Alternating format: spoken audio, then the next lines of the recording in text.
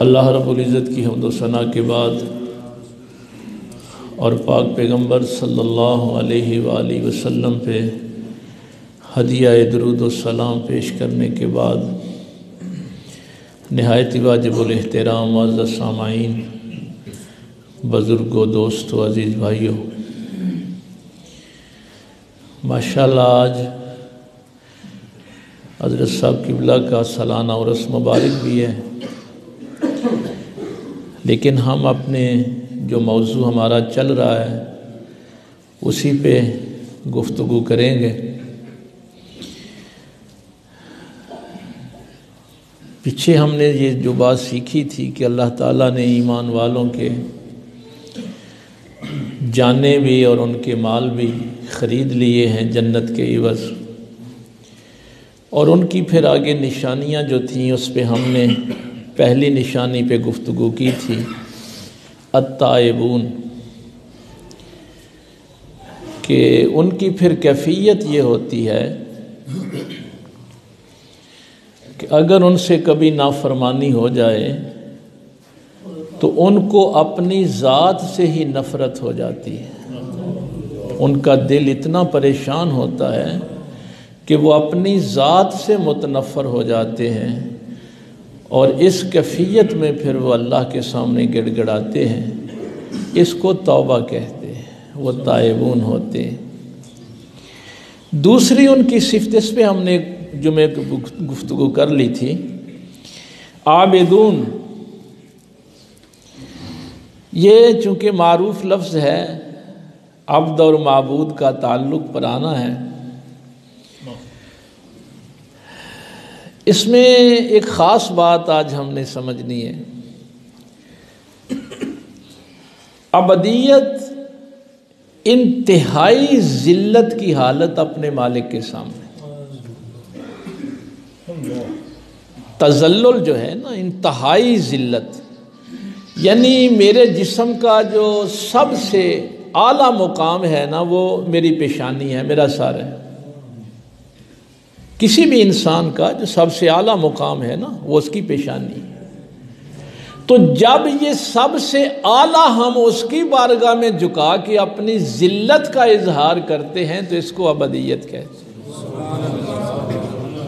اپنے مالک و مختار کے سامنے انتہائی ذلت کی حالت میں چلا جانا۔ معبود کے متعلق کئی دفعہ میں نے یہ بات کی ہے کہ اپنا حاکم تسلیم کرنا کسی کو، اور یہ چونکہ مقصد حیات بھی ہے، وَمَا خَلَقْتُ الْجِنَّ وَالْإِنسَ إِلَّا لِيَعْبُدُونَ، لیکن معبود کے متعلق مختلف نظریات ہیں لوگوں کے، تو وہ پہلے سمجھنے کی ضرورت ہے۔ ظاہر ہے جیسا نظریہ ہوگا ویسا ہی آپ اپنے معبود کی معرفت رکھتے ہوں گے۔ جو نظریہ ہوگا آپ کو معرفت بھی تو معبود کی وہی ہوگی نا۔ ایک نظریہ اس دنیا میں یہ چلتا ہے کہ انسان اس دنیا میں مجبور ہے، جو کرتا ہے اللہ کرتا ہے۔ اچھا، نظریے کو بھی نظریہ پتہ کیوں کہتے ہیں؟ انگریزی میں تو آپ تھیوری کہتے ہیں نا، آج کل ذرا ایڈوانس ہو جائے گا تو تھیوری پڑھ لیتے ہیں اس کو، ہم تو تھیوری پہلے پڑھا کرتے تھے، اس کا معنی آپ نظریہ کرتے ہیں نا۔ سائنسدان بھی اس کو ریئلٹی نہیں کہتے، تھیوری کہتے ہیں۔ نظریے کو نظریہ اس لیے کہا جاتا ہے کہ جو سامنے چیز نظر آ رہی ہے اس کے مطابق میں بات کر رہا ہوں، حقیقت کا مجھے علم نہیں ہے۔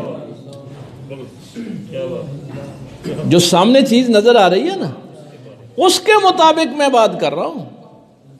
مثلا قائد اعظم نے اور علامہ اقبال نے نظریہ پاکستان دیا تو ظاہراً نظر یہ آ رہا تھا کہ مسلمانوں کو جب ملک ملے گا تو وہ اللہ کی فرما برداری میں زندگی گزاریں گے، لیکن حقیقت تو یہ نہیں ہے نا۔ جو سامنے نظر آ رہا ہوتا ہے اس کو نظریہ کہتے ہیں، ضروری نہیں ہے کہ اس کے مطابق بات ہو۔ تو اب میں جو آپ کے سامنے رکھ رہا ہوں لوگوں کے نظریات رکھ رہا ہوں. ہاں یہ بات سمجھ میں آئی. تو ایک نظریہ یہ ہے کہ جو کرتا ہے اللہ کرتا ہے. اچھا وہ مثال پتہ ہے کیا دیتے ہیں؟ وہ کہتے ہیں کہ جیسے یہ پین قلم میرے ہاتھ میں ہے نا، تو لکھنا تو قلم نہیں ہے، وہ اچھا لکھے برا لکھے جھوٹ لکھے سچ لکھے، لیکن اصل تو جس کے ہاتھ میں ہے نا وہ ہے نا اصل. تو قلم کا اس میں کیا قصور ہے؟ اس ہاتھ نے جو لکھ دیا قلم نے ویسے ہی کر دیا. تو وہ یہ مثال دیتے ہیں کہ بندہ جو ہے اس دنیا میں مجبور محض ہے، جو کرتا ہے اللہ کرتا ہے. اور اس نظریے کو پھر آگے وہ یہاں تک لے جاتے ہیں کہ یہ تو ویسے ہی پھر بندے کی توہین کرنے کے لیے اللہ اس کو کٹہرے میں کھڑا کر دیتا ہے کہ تو نے یہ کیوں کیا ہے. یہاں تک بھی چلے جاتے ہیں. تو یہ جبریہ فرقہ ہے، یہ تابعین کے دور میں یہ آ گیا تھا، بلکہ کچھ صحابہ بھی موجود تھے اس وقت. تو ظاہراً یہ کیسی بات لگے گی آپ کو کہ واقعی یار اسی تے اللہ دے حکم تو بغیر تے پتہ بھی نہیں ہلدا، جو کر دے اللہ کر دے ہیں. اور یہی ابلیس کا نظریہ تھا. اس نے بھی یہی کہا تھا قال فبما اغویتنی، کہ یا اللہ یہ جو میں نے سجدہ نہیں آدم کو کیا تو نے مجھے گمراہ کیا ہے. قال فبما اغویتنی، تیرے گمراہ کرنے کی قسم، اگر تیری مرضی ہوتی تو میری کیا جرت تھی میں آدم کو سجدہ نہ کرتا. تو یہ نظریہ جو ہے یہ تھوڑا تھوڑا بس سیکھتے جائیں، چونکہ وقت کم ہے میرے پاس. نظریات تو بہت زیادہ ہیں لیکن میں جو عمومی چل رہے ہیں میں ان کی بات کر رہا ہوں. تو ایک نظریہ انسانوں کا یہ ہے کہ انسان مجبور محض ہے، جو کرتا ہے اللہ کرتا ہے. اچھا ہو برا ہو، ظلم ہو عدل ہو، خیر ہو شر ہو، وہ کہتے ہیں کہ سب کچھ اللہ کے پاس ہے. اس کے مقابلے میں ایک دوسرا نظریہ ہے. وہ کہتے ہیں کہ اللہ نے پیدا تو ہمیں ضرور کیا ہے، لیکن آگے بندہ مختار ہے، جو کرتا ہے بندہ کرتا ہے. اس کو نظریہ تفویض بھی کہتے ہیں. جیسے میرے ہیڈ ماسٹر نے مجھے کوئی پیریڈ تفویض کر دیا تو آگے وہ میرا اختیار ہے، میں پڑھاتا ہوں نہیں پڑھاتا، جو کلاس روم میں کرتا ہوں. تو وہ کہتے ہیں کہ اللہ نے پیدا ضرور کیا ہے، لیکن آگے بندہ ہی مختار ہے، ہر کام کا یہ ذمہ دار ہے. جو کرتا ہے بندہ کرتا ہے، خود کرتا ہے. اس کے مقابل میں یہ معبود کے نظریات ہیں بھائی لوگوں کے. اسی نظریے میں سے ایک اور نظریہ جو ہے وہ ہمیں سائنس کی تھیریوں میں ملتا ہے. وہ انسانوں کی بات نہیں کرتے، وہ کہتے ہیں کہ جو بھی کوئی مخلوق ہے وہ پیدا ہونے کے لیے تو اللہ کی محتاج ہے. بھائی پیدا کوئی خود نہیں ہو سکتا. یہ سورہ طور میں اللہ نے بھی سوال اٹھایا نا، ام خلقوا من غیر شیء ام هم الخالقون، کیا تم بغیر کسی پیدا کرنے والے کے پیدا ہو گئے ہو؟ ام هم الخالقون، یا تم نے اپنے آپ کو خود تخلیق کیا ہے؟ تو وہ کہتے ہیں کہ پیدا ہونے کے لیے تو ہر چیز محتاج ہے، پیدا کوئی خود نہیں ہو سکتا. لیکن پیدا ہونے کے بعد ہر مخلوق اپنی بقا کی جنگ خود لڑتی ہے. پیدا ہونے کے بعد ہر مخلوق اپنی بقا کی جنگ جو ہے وہ لڑتی ہے. اسی سے پھر یہ جو مشرکین مکہ کے نظریات تھے، ہندوؤں کے نظریات تھے، لوگوں کو غلام بنانا، وہ کہتے ہیں ٹھیک ہے بڑی مچھلی چھوٹی مچھلی کو کھا جاتی ہے، پھر کیا ہوا؟ اپنی سروائیول کے لیے بڑا قبیلہ کسی چھوٹے قبیلے کی قتل و غارت کر دے، ان کا مال چھین لے تو کوئی بات نہیں، کیونکہ سروائیول کے لیے ہر کوئی کوشش کرتا ہے۔ تو یہ جتنے ظلم کے نظریات ہیں ان کے پیچھے اصل میں یہ تھیری ہوتی ہے۔ مثلا امریکہ نے عراق پہ حملہ کر دیا کہ ان کے پاس جی وہ ایٹمی ہتھیار ہیں، اگر ہم نے نہ مارا تو وہ ہمیں مار دیں گے، تو ہماری بقا کے لیے ضروری ہے کہ ان کو ختم کر دیا جائے۔ تو یہ دنیا میں جتنا ظلم ہوتا ہے نا آپ کے، بلکہ یہ تو ایک فلاسفر نے یہاں تک کہا تھا کہ ایک گھر میں اگر کسی بھائی کو شک پڑ جائے کہ دوسرے کی وجہ سے میری بقا کو خطرہ ہے تو وہ بھائی کو قتل کر دیتے ہیں۔ تو یہ جہاں پہ آپ کو ظلم نظر آتا ہے نا، اس کی بنیادی وجہ یہ ہوتی ہے کہ اس کی سوچ میں یہ ہوتا ہے کہ اپنی بقا کی جنگ میں نے خود لڑنی۔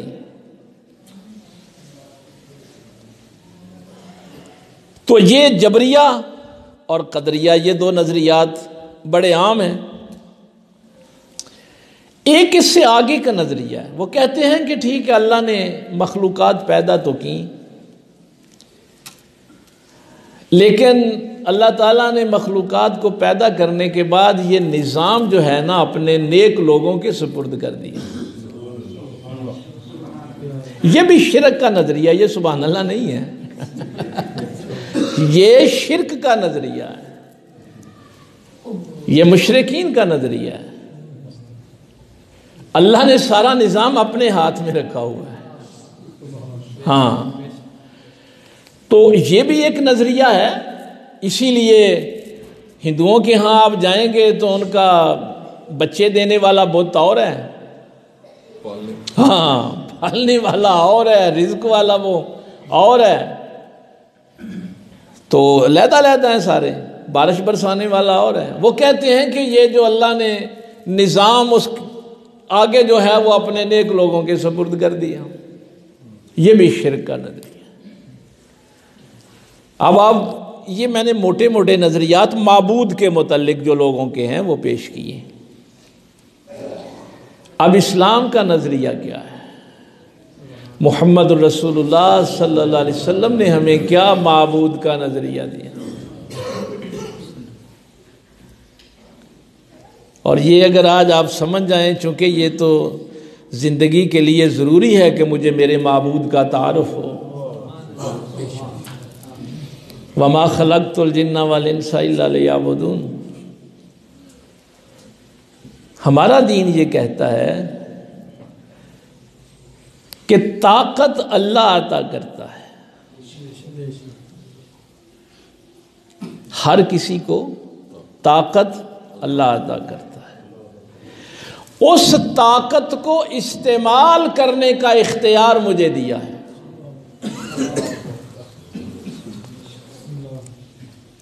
مثلا یہ میں جب آنکھ کھول لوں گا نا تو یہ دیکھنے کی طاقت مجھے اللہ نے دی ہے، یہ میرے اختیار میں نہیں۔ اب اس دیکھنے کی طاقت کو میں حیا میں تبدیل کرتا ہوں یا بے حیائی میں، یہ مجھے اختیار ہے۔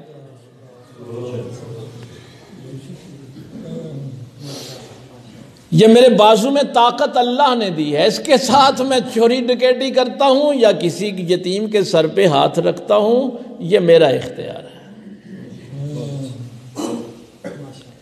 کسی کے پاس بھی جو طاقت ہے وہ اللہ کی عطا کرتا ہے۔ امام اعظم ابو حنیفہ رضی اللہ تعالیٰ عنہ نے یہاں ایک بڑی خوبصورت بات ارشاد فرمائی۔ جب آپ کے سامنے یہ بات رکھی گئی تو آپ نے فرمایا کہ یا تو اپنے سارے کاموں کا ذمہ دار بندہ ہے، یا اللہ ہے، یا پھر دونوں ہیں۔ تین ہی صورتیں ہو سکتی ہیں نا۔ آپ نے فرمایا اگر اللہ ذمہ دار ہے تو پھر قیامت کے دن کا تو کوئی جواز ہی نہیں۔ بھئی جب کام اللہ نے کیا ہے تو پھر امتحان کس بات کا؟ اگر دونوں مل کے کرتے ہیں تو بھی امتحان نہیں ہو سکتا۔ ایک ہی صورت ہے قیامت والے دن کی امتحان کی کہ اس کی دی ہوئی طاقت کا اختیار مجھے دیا جائے کہ میں اس کو صحیح استعمال کرتا ہوں کہ غلط کرتا ہوں۔ اب دیکھیے یہ کتنی خوبصورت ہمارے دین نے ہماری رہنمائی کی۔ اب یہ تھی وہ جگہ جہاں میں آپ کو لے کے آیا تھا کہ فرعون کو ڈبکیاں لگیں جب موت سامنے نظر آئی۔ یہ بھی آپ کو پتہ ہونا چاہیے کہ جب انسان موت کے فرشتے کو دیکھ لیتا ہے تو اس وقت قبول کیا ہوا ایمان معتبر نہیں ہے، اللہ قبول ہی نہیں کرتا اس ایمان کو۔ یہ اچھی طرح سمجھ لینی ہے یہ، چونکہ یہ قرآن کریم سے میں یہ مثال دے رہا ہوں۔ اس وقت کی توبہ بھی قبول نہیں ہوگی۔ جب آپ موت کے فرشتے کو دیکھ لیں گے نا، پھر توبہ قبول نہیں ہوگی، پھر ایمان جو ہے وہ قبول نہیں ہوگا۔ اس دور میں بھی یہ بات ہوتی تھی کہ جب فرعون نے کہہ دیا کہ میں موسیٰ اور بنی اسرائیل کے رب پہ ایمان لے آیا، میں من گیا ان کے واقعی اللہ ہے، تو اس کا ایمان کیوں قبول نہیں ہوا؟ ہائے ہائے ہائے ہائے، یہاں یہ ہماری رہنمائی قرآن کریم نے کی، لا اکراہ فی الدین، اس لیے کہ اب اس کے پاس اختیار نہیں ہے۔ جب فرشتے نے دبوچ لیا نا کہ اب اس کے پاس اختیار نہیں ہے، اور اللہ ایمان وہ قبول کرتا ہے جو حالت اختیار میں قبول کیا جاتا ہے۔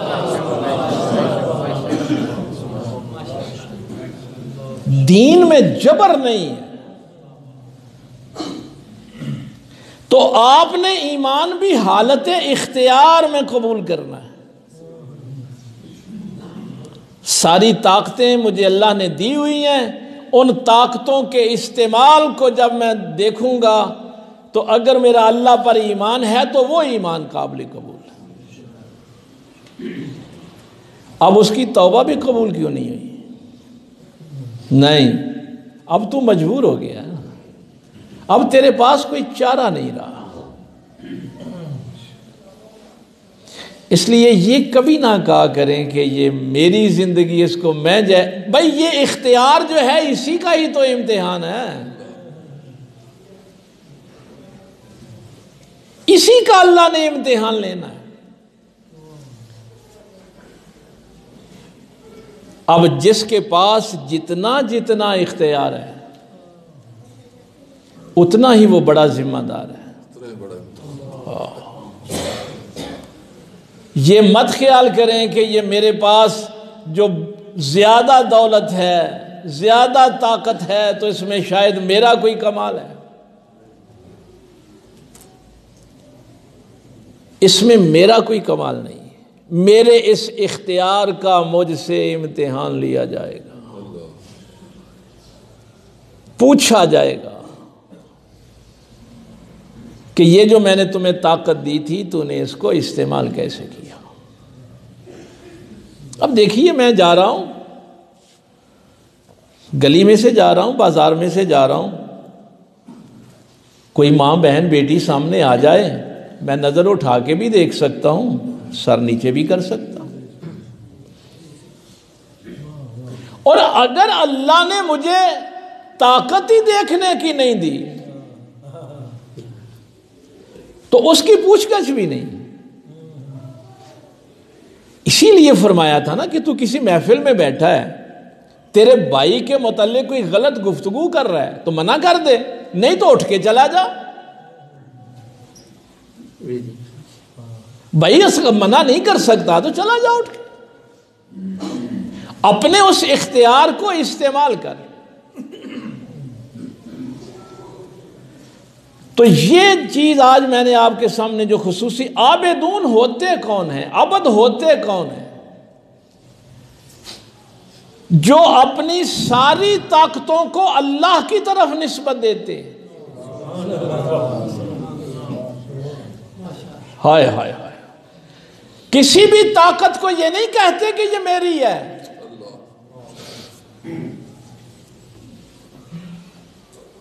بس یہی وہ بات تھی جہاں میں آپ کو لے کے آنا چاہتا تھا.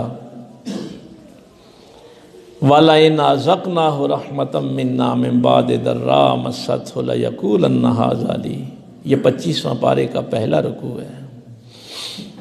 اللہ فرماتا ہے کہ ہم رحمت کرتے ہیں، کچھ عطا کر دیتے ہیں، تو بندہ کہتا ہے کہ یہ میرا کمال ہے. قارون کیوں بنا؟ موسیٰ علیہ السلام نے ایک جملہ کہا، احسن کما احسن اللہ. نیکی کر جیسے اللہ نے تجھ پہ احسان کیا ہے. لوگوں کے ساتھ نیکی کر جیسے اللہ نے، یہ 20واں پارہ ہے، جیسے اللہ نے تیرے اوپر، اس نے کہا احسان. قال انما اوتیتہ علی علم عندی. متکبر ہو گیا، اس نے کہا یہ تو میرے علم کا نتیجہ ہے، میں نے محنت ہی بڑی کی ہے، میرے پاس ہے ہی بہت کچھ. تم عبد بننے کے لیے یہ بنیادی چیز ذہن میں رہے کہ وہ عبد بن ہی نہیں سکتا جو اللہ کی دی ہوئی طاقتوں کو اپنی طرف نسبت دے. میں نے ڈگری حاصل کر لی، میں نے پڑھ لیا، میں نے دولت کمائی، میں کسی منصب پہ پہنچا. نہیں، طاقت اللہ دیتا ہے. یہ عبد کی پہلی نشانی ہے کہ میرے پاس جو کچھ ہے وہ میرے اللہ کا عطا کردہ ہے. اب اس کے آگے اس کو استعمال کرنے کا اختیار اللہ نے مجھے دیا ہے. لیکن وہ بھی کن کاموں میں؟ تشریعی امور میں. آگے بھی پھر کام دو قسم کے. تکوینی امور میں اختیار نہیں ہے. ماں کے پیٹ میں میری کیسی شکل و صورت ہوگی یہ میرے اختیار میں نہیں. میرا قد کتنا ہوگا یہ میرے اختیار میں نہیں. میرا آئی کیو لیول کتنا ہوگا یہ میرے اختیار میں نہیں ہے. میری زندگی، میری موت، میرا رزق، سورج نے مشرق سے ہی نکلنا ہے، یہ تکوینی امور ہیں جہاں پہ اختیار نہیں ہوتا. اختیار کہاں ہے؟ تشریعی امور میں. اذان ہوئی، آپ نماز کے لیے مسجد میں آ بھی سکتے ہیں، اللہ نے طاقت دے دی ہے. آ بھی سکتے ہیں، نہیں بھی آ سکتے. اب اس طاقت کو تو نے استعمال کیسے کیا؟ تو اب یہ میں نے بنیاد اس لیے عرض کر دی کہ ہم یہ سمجھتے رہتے ہیں کہ فلاں بندہ جڑا ہے نا وہ بڑا تسبیحاں پڑھتا ہے، بڑا اللہ دا نیک بندہ ہے. نہیں، جب تک وہ اس بات سے دستبردار نہیں ہوتا کہ میں کسی چیز کا مالک نہیں ہوں، وہ عبد بن ہی نہیں سکتا. پہلی چیز یہ ہے کہ دستبردار ہو جا کہ میں مالک نہیں ہوں کسی چیز کا. ہر اختیار میرے اللہ کے پاس ہے طاقت دینے کا. تو اب دیکھیے یہ کتنی ایک خوبصورت راہ جو ہے ہمارے دین نے دی. وہ جو ایک طرف کہتے تھے کہ یہ شاید پہلے بھی کسی موقع پہ میں نے آپ سے یہ بات درج کی تھی کہ واقعہ کربلا کے بعد بھی یہی جبریہ بات کہی گئی تھی. یہ جبریہ فرقے والے تھے جنہوں نے یہ بات کہی تھی کہ ہم ظلم کرنے پہ مجبور تھے اور حسین ظلم سہنے پہ مجبور تھا، ہمارا کیا قصور ہے. بلکہ پچھلے دنوں ایک بڑی بات وہ کسی نے کہی، اگر جی افغانستان پہ اتنا حملہ ہو گیا، اتنے کو 10 لاکھ بندہ مر گیا تو امریکہ کو طاقت تو اللہ نہیں دی ہے نا، سب اللہ مار رہا ہے سب کو. ایسے ایسے نظریات اس دور میں بھی آتے ہیں. وہ کہتے ہیں کہ اگر امریکہ مسلمانوں کو مار رہا ہے یا ادھر کشمیر میں ہندو مار رہے ہیں کشمیریوں کو، تو ان ہندوؤں کو مارنے کی طاقت تو اللہ نے دی، اس کا مطلب اللہ ہی مار رہا ہے۔ ایسے بھی گمراہ کرتے ہیں۔ اور اس دور میں بھی یہ بات کہی گئی کہ اگر ہم نے ظلم کیا ہے تو ہم ظلم کرنے پہ مجبور تھے اور تم ظلم سہنے پہ مجبور تھے، اس میں ہمارا کیا قصور؟ اور یہ وہ جملہ جو ابن زیاد نے سیدہ زینب سے کہا کہ زینب تو نے اپنے بھائی کے معاملے میں اللہ کے امر کو کیسا پایا؟ یہ اسی سوچ کا نتیجہ تھا کہ یہ جو کچھ تمہارے ساتھ ہوا ہے یہ امر الہی سے ہوا ہے، اللہ کے حکم سے ہوا ہے۔ اور ساتھ قرآن کی آیت پڑھی، قل اللہم مالک الملک، سارے بادشاہوں کا بادشاہ تو، ملکوں کا بادشاہ تو اللہ ہے۔ تؤتی الملک من تشاء وتنزع الملک ممن تشاء، جسے چاہے وہ ملک دے، جسے چاہے وہ ملک چھین لے۔ وتعز من تشاء وتذل من تشاء، جسے چاہے عزت دے، جسے چاہے ذلت دے۔ اب وہ بغیرت یہ آیت پڑھ کے مجمع کو اور اہل بیت کے قیدیوں کو یہ بتا رہا تھا کہ ہمیں عزت ملی ہے یا الیاذ باللہ تمہیں ذلت ملی ہے، تو یہ اللہ کے امر سے ہوا ہے۔ ہمیں ملک ملا ہے، تم سے ملک چھین لیا گیا۔ اس دن سنبڑیال میں نے شکیل کے گھر یہی بات کہی تھی کہ جب اللہ فرماتے ہیں نا صراط الذین انعمت علیہم، اب راستہ اللہ یہ نہیں دیکھے گا کہ تم نے کون سا اختیار کیا ہے، اللہ دیکھے گا کہ جو میرے انعام یافتہ لوگوں نے راستہ اختیار کیا تھا تم اس کے مطابق ہو کہ نہیں ہو۔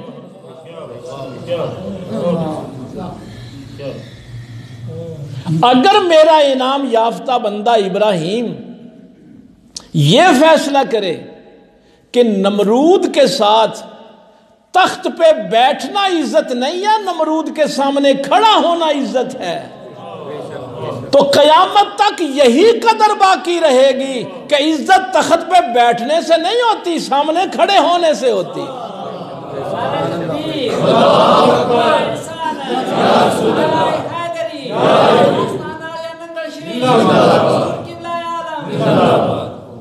اگر میرے بندے حسین نے یہ فیصلہ کر لیا کہ یزید ظالم ہے، وہ تو کہتا تھا او شیئر کر لیتے ہیں، گورنری تم بھی لے لو، تم بھی تخت لے لو، نہیں، ظالم کے ساتھ تخت پہ بیٹھنے میں عزت نہیں ہوتی، ظالم کے سامنے کھڑے ہونے میں عزت ہوتی۔ اختیار ہے نا، اس نے بھی اپنا استعمال کیا، انہوں نے بھی اپنا استعمال کیا، انہوں نے اللہ کی نافرمانی میں کیا، انہوں نے اللہ کی فرما برداری میں کیا۔ یہ ہیں اس کے انعام یافتہ لوگ۔ اب دیکھیے نا، عزت ذلت کا ہمارے ہاں تو معیار یہی ہے نا، اور بھائی کسی وزیر اعظم سے سلام دعا ہو جائے گی، کسی وزیر سے، تو ہم کہیں گے کہ ہم بڑے عزت والے ہیں۔ ہمارے ہاں تو یہی ہے، اسی لیے ابن زیاد نے بھی یہ بات کہہ دی کہ تمہارے ساتھ جو کچھ ہوا تم سہنے پہ مجبور تھے، یہ جو کچھ ہوا اللہ نے، اللہ جس کو چاہتا عزت دیتا ہے، اللہ جس کو چاہتا ذلت دیتا ہے۔ تو اب زینب بتا تو نے اللہ کے امر کو کیسا پایا؟ اب یہ جو لوگ سامنے بیٹھے ہیں یہ بھی سمجھیں کہ ان کے ساتھ جو کچھ ہوا ہے اللہ نے کروایا۔ اب یہ بات صرف آپ کو سمجھانے کے لیے کہ ابن زیاد کے پاس جو طاقت ہے، یزید کے پاس جو طاقت ہے، اس طاقت کو استعمال کرنے کا اختیار ہے نا ان کے پاس۔ ہائے ہائے ہائے، لیکن حق والوں نے بھی پھر کمال کا جملہ کہا ہے، جن کے دل میں اللہ کی محبت تھی، جو اللہ کو چاہتے تھے، جو ایمان والے تھے، ایمان اختیاری تھا، جبر والا نہیں تھا، مجبوری والا تو نہیں تھا، اختیاری ایمان تھا۔ تو سیدہ پاک نے فرمایا کہ کیا سمجھتا ہے تو کہ زینب یہاں کھڑے ہو کے تیرے ان تانوں سے اپنے اللہ کا گلہ کرے گی؟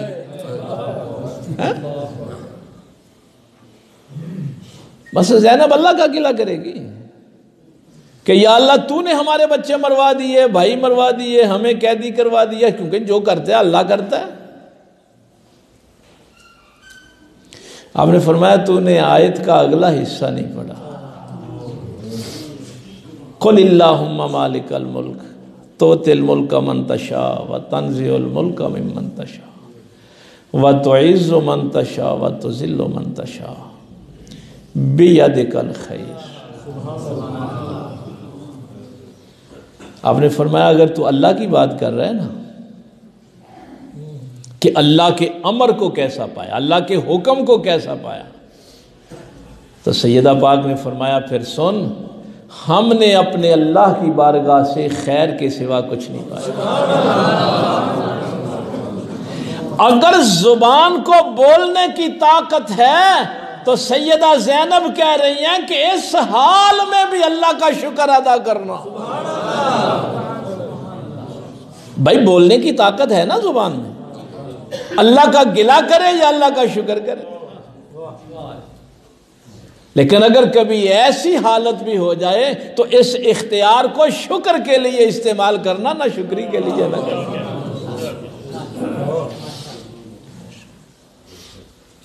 میں صحافی بن گیا، اللہ نے لکھنے کی طاقت دی، میں نے کہاں استعمال کی؟ حق کے لیے کہ باطل کے لیے؟ زبان کی طاقت کہاں استعمال کی؟ ہر کوئی اپنے اپنے، اور قرآن کریم نے یہ بات واضح کر دی، من عامل صالحا فلنفسہ۔ اگر تم میں سے کوئی نیک کام کر رہا ہے نا تو اپنے لیے کر رہا ہے، اللہ کو کوئی ضرورت نہیں۔ تیرا معبود کوئی محتاج نہیں ہے کہ تم اس کی عبادت کرو گے تو شاید اس کی شان میں کوئی اضافہ ہو جائے گا۔ وَمَنْ عَصَىٰ فَعَلَيْهَا، اور اگر نافرمانی کرو گے تو وہ بھی تمہاری ہے۔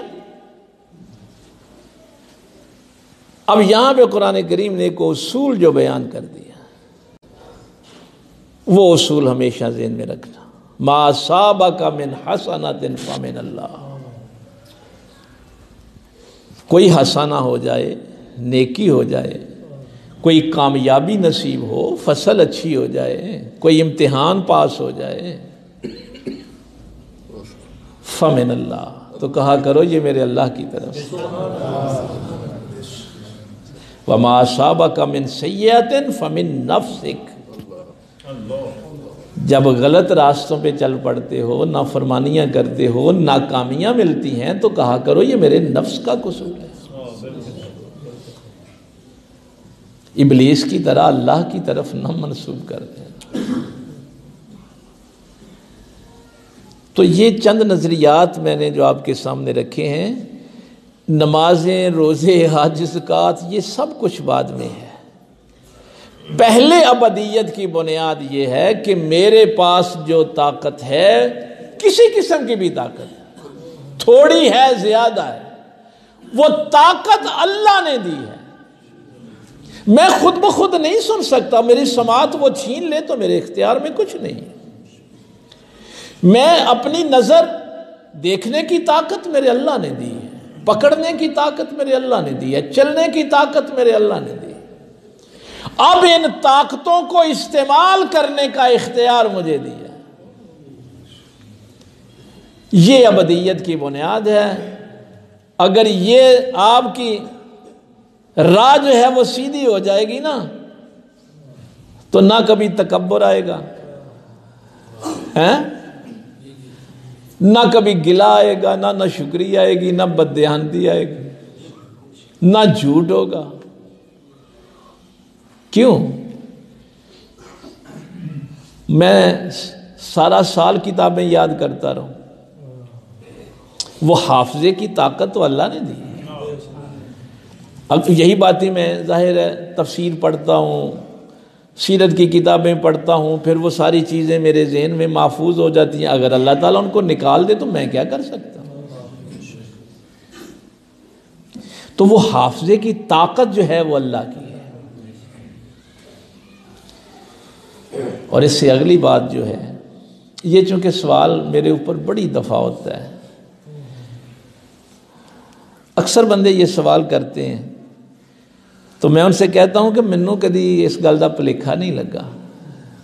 وہ ویکھو جی قرآن شریف تے ہور علماء بھی، میں نے کہا نہیں، وہ سارے مجھ سے زیادہ پڑھے لکھے ہیں، مجھ سے زیادہ علم والے ہیں۔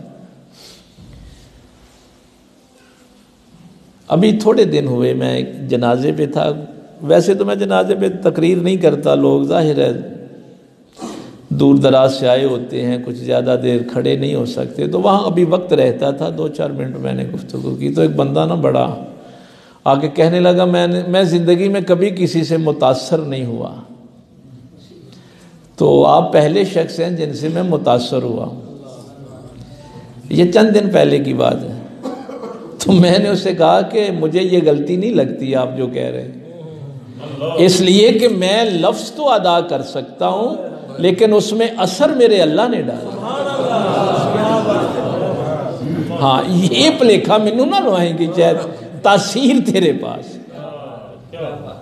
تو تاثیر جو ہے، یہ کون ہے جو لفظ میں تاثیر ڈال سکتا ہے کہ میں یہاں بات کروں اور وہ آپ کے دل میں اتر جائے، آپ کے ذہن میں وہ محفوظ ہو جائے، جب کبھی کوئی خطا ہونے لگے تو وہ سامنے آ جائے کہ یار جمعہ پڑھا تھا، درس قرآن سنا تھا، یہ بات سامنے اس وقت آ جائے۔ تو یہ تاثیر میرے اختیار میں نہیں ہے۔ تو یہ میرا خیال ہے کہ حضرت صاحب قبلہ کا یہ بھی فیض سمجھیں، یہ بڑا اہم عقیدہ ہے ابدیت کا، اور کسی اب ادھر ادھر پریشان نہیں ہونا۔ جب کبھی یہ تکبر آنے لگے تو کہنا کہ نہیں، طاقت تو میرے اللہ کی دی ہے۔ ہاں، آگے پریشانی یہ ہے کہ کہیں مجھ سے یہ غلط استعمال نہ ہو جائے۔ اور میں نے شاید پہلے بھی کسی موقع پہ کہا تھا، یقین جانیے میری زندگی بڑی آسان گزری۔ جناب ابوبکر صدیق رضی اللہ تعالیٰ عنہ کی یہ جو دعا ہے نا، اس نے مجھے بڑا سکون دیا۔ اکثر دعا کرتے تھے، یا اللہ مجھے بس اتنا ہی دینا جس سے میری ضرورت پوری ہو جائے، جس سے میں متکبر ہو جاؤں، بے راہ روی کا شکار ہو جاؤں، تیری نافرمانی پہ چلا جاؤں، وہ دولت مجھے دینا ہی نہ، سبحان اللہ، وہ عزت مجھے نہ دینا جو مجھے تیری راہ سے دور کر دے۔ تو یہ دعا سرکار ابوبکر صدیق رضی اللہ تعالیٰ عنہ، سرکار امام جعفر صادق کے پاس ایک بندہ آیا کرتا تھا، تو ایک دن اس نے کہا کہ حضور میں فلاں کاروبار کرنا چاہتا ہوں، کوئی تجارت کا تھا، تو آپ ذرا نا مجھے بتائیں کہ یہ کاروبار میرے لیے اچھا ہے یا نہیں۔ تو سرکار نے فرمایا کہ یہ کاروبار تیرے لیے اچھا نہیں ہے، اس سے ذرا بچ کے رہنا۔ پوچھ تو لیا لیکن گیا، لوگاں کہو نہیں یہ بڑا نفع ہے، کیا کاروبار، بہت نفع ہوا،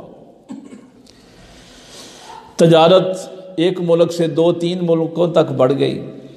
کچھ 6-7 مہینے کے بعد آیا تو امام سے کہنے لگا، حضور آپ نے تو کہا تھا کہ یہ کاروبار تیرے لیے بہتر نہیں ہے، لیکن مجھے تو اس میں بڑا نفع ہوا ہے، میں تو بہت کامیاب انسان بنا۔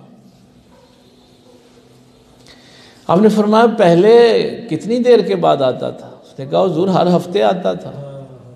اب کتنی دیر کے بعد ہے؟ 6 مہینے کے بعد۔